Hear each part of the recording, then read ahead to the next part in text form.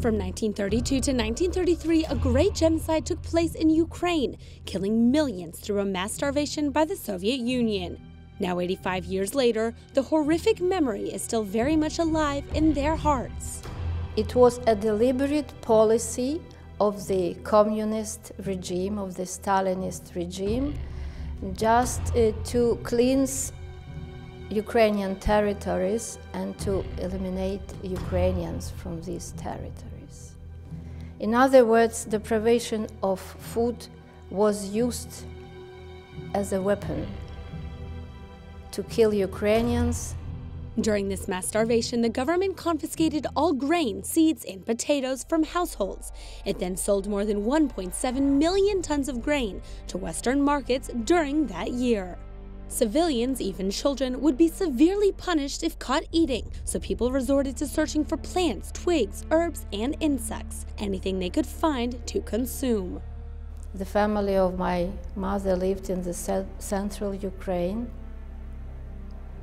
and there were many children in the family, and her youngest sister, she was about 3 years old, and she was just playing out of the house, and when the mother came out of the house, she couldn't find the child. They just managed to find her, and she was taken by other people.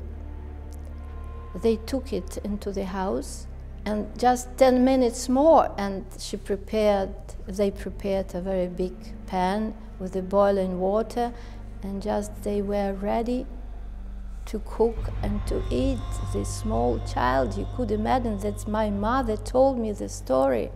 Ambassador Istevska said not many journalists reported the truth about the situation. Yet the Vatican's own L'Osservatore Romano published an article in July 1933 titled "Poverty and Religious Persecutions in Soviet Russia" with the subtitle "Ukraine in Terror." She said this brief article explained the situation. The Vatican now continues to condemn this tragedy, and Pope Francis has even written about it in his book, Heaven and Earth.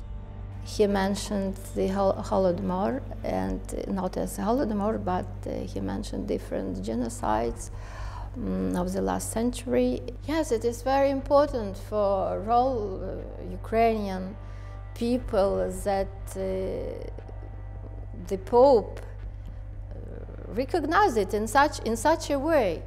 Yeah, because Ukrainian people have a very, very great respect for the Pope,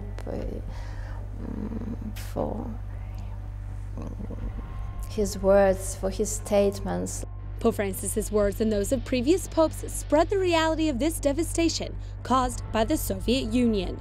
Now researchers estimate the slow starvation killed 24 people every minute, 1,440 every hour, and 34,560 every day. This demonstrates the shocking reality the famished Ukrainians lived and remember 85 years later.